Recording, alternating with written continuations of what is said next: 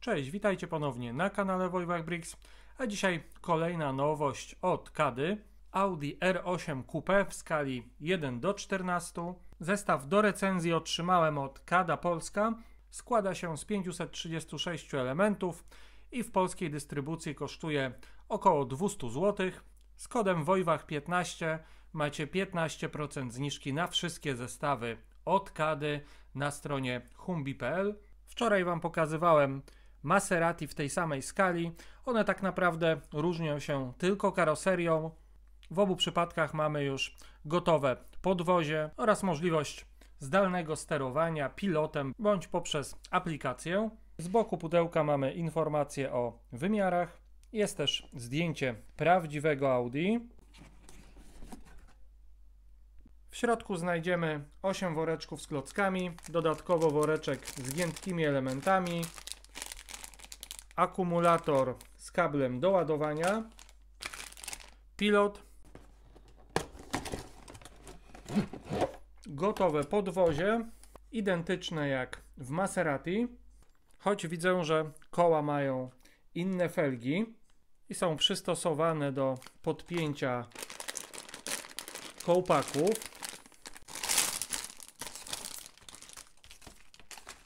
Naklejek jest dużo mniej niż w Maserati. Tutaj również nie mamy żadnego wprowadzenia.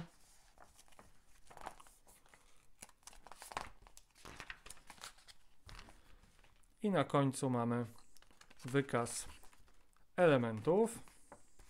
I Audi jest już gotowe. Nie wracałem do Was podczas procesu budowy, ponieważ tak naprawdę nie było za bardzo co pokazać, jeśli chodzi o bebechy, a ten gotowy moduł podwozia pokazywałem już Wam w poprzednim filmie podczas omawiania Maserati. Jeśli chodzi o różnice, no to w przypadku Audi mamy dużo więcej elementów klasycznych. Jak możecie zobaczyć, praktycznie cały przód, maska, mamy tutaj klasyczne klocki, tutaj po bokach również, tył.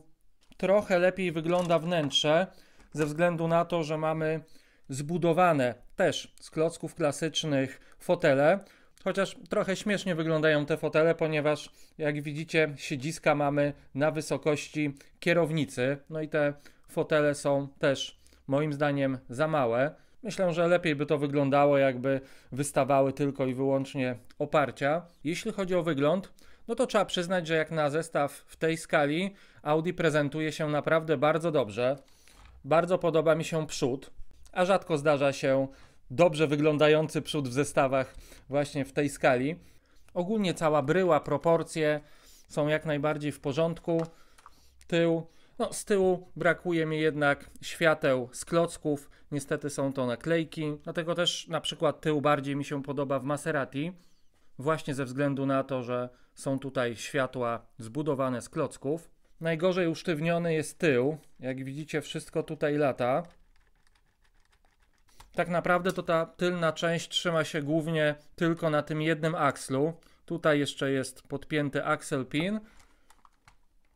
No i na dole mamy tutaj podpięcie do nadkoli. Także za tył Audi bym raczej nie łapał. Z przodu jest dużo lepiej, choć maska trzyma się tylko na dwóch tych płaskich czerwonych dwójeczkach. No i światła niestety, jak widzicie, czasem potrafią się wypiąć, ponieważ trzymają się tylko na tym jednym elemencie. Ogólnie trzeba uważać, za co łapiemy Audi, bo tutaj pochwaliłem ten przód, a widzicie, że właśnie za przód złapałem i już wypiął mi się grill. Światła też, ponieważ jest to zestaw, który głównie ma służyć do zabawy, do jazdy, to moim zdaniem sztywność konstrukcji tutaj powinna być dużo mocniejsza. Na pewno głównym, największym plusem tego zestawu jest wygląd. Ten przód tutaj naprawdę jest świetny, ale niestety na masce, jak widzicie, są spore różnice w odcieniach szarości. Jeszcze sobie zerknijmy, jak jeździ. Ciekawe, czy będzie tutaj różnica w prędkości między Audi a Maserati.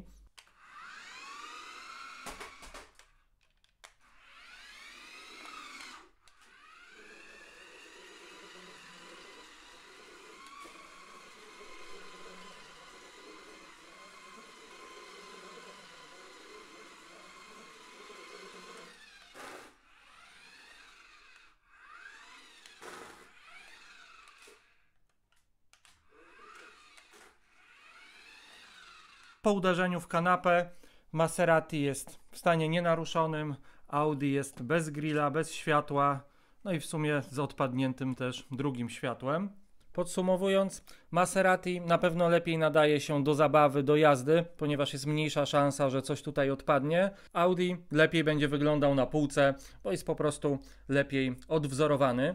Tak jak już Wam mówiłem podczas recenzji Maserati, te dwa zestawy pokazuję Wam bardziej jako ciekawostkę. Ja wolę pełnowartościowe techniki, gdzie mamy funkcje, mechanizmy. Jak zawsze czekam na Wasze komentarze, a z mojej strony na dzisiaj to wszystko. Trzymajcie się i do zobaczenia w kolejnych filmach.